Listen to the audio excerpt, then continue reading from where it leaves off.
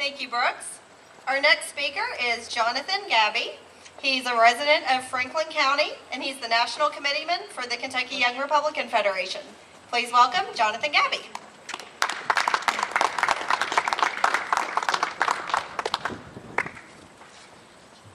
Well, you'll be glad to know that I don't have much to say, so I shall be brief.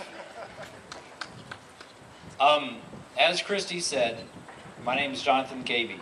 I'm the National Committee Man for the Young Republican Federation in Kentucky. What that means is that I get to work with fine folks like yourself to get strong conservative leaders elected as our next state rep, or our state senator, or even our governor.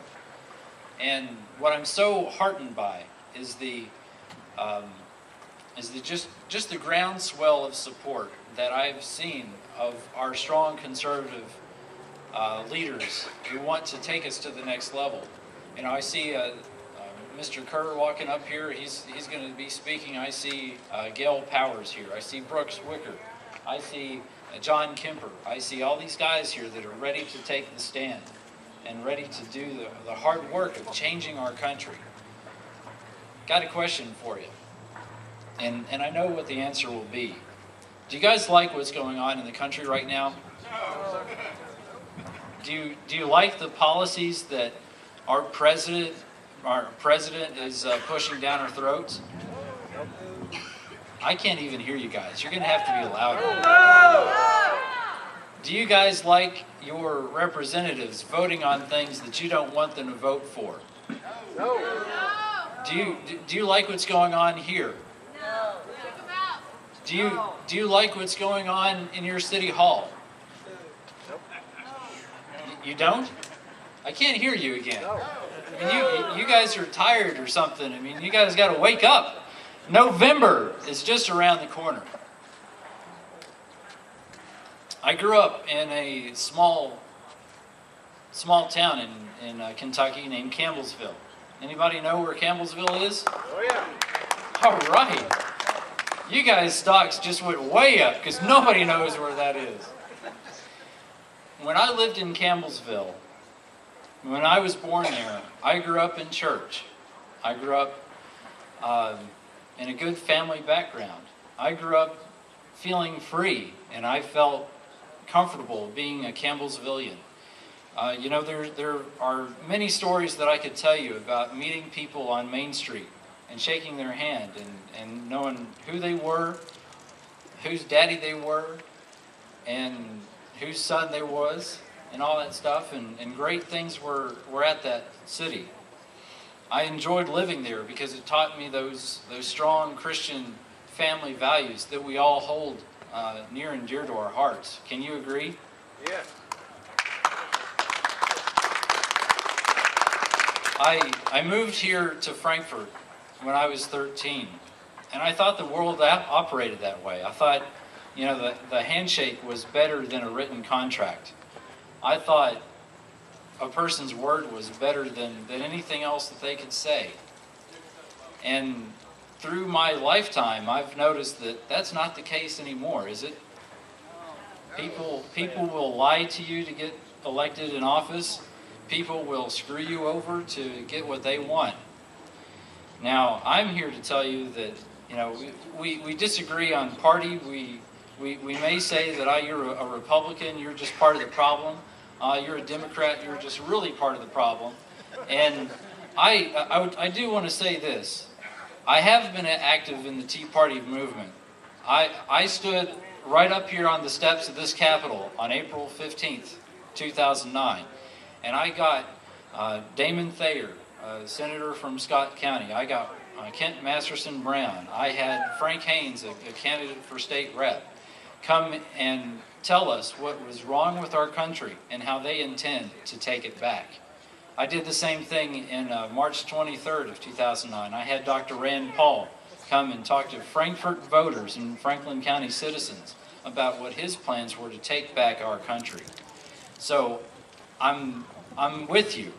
I'm part of the Tea Party movement. I have, before anyone else thought that Dr. Rand Paul had a chance to be elected, I had 3 other young Republican clubs come and meet at Micah Sims' Bar None And we packed the house because so many people were concerned with the direction that our country was going. So, in conclusion, I want to say this much. November is coming. Are you ready? What are you doing to take back our country? What are you doing to take back the House in this chamber right here, in this building? What are you doing to inspire the next generation of leaders to take up the audacity of being an elected official, of running their campaign? You know, I want to say thank you to the Tea Party movement. I want to say thank you to all these guys that came out here today and who continue. Yes, yes. I want to say thank you to the Tea Party movement. Why do I thank you?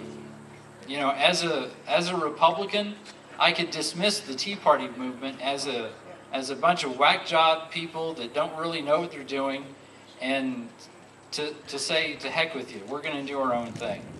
But I don't believe that, and I don't think that that's what has happened. Because let me tell you something. The Tea Party has motivated us, the Republican Party, into a new day, a new dawn of keeping ourselves accountable, of keeping the Constitution our primary guiding document. If it's not in the Constitution, do we want it in our state house? No. If it's not in the Constitution, do we want it in our United States Congress? Do we want it in our federal government? No. And if it's not in our ordinances, do we want it in our city halls and our county government? No. Do we want to stay true to our founding documents, the Declaration of Independence and the Constitution? Yes. Yes. Do we?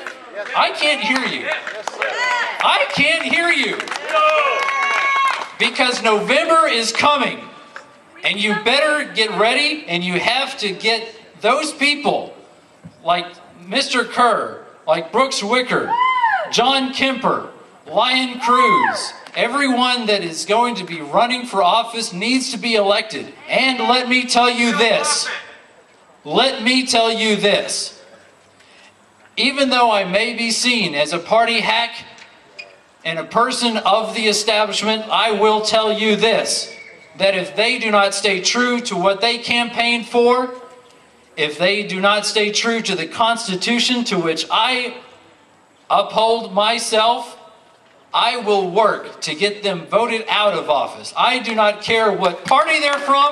I do not care if they are a Democrat. I do not care if they're an independent. I do not care if they're a Republican. I do not care if I got them into office through my Young Republican Federation work. Let's get Mitch McConnell out.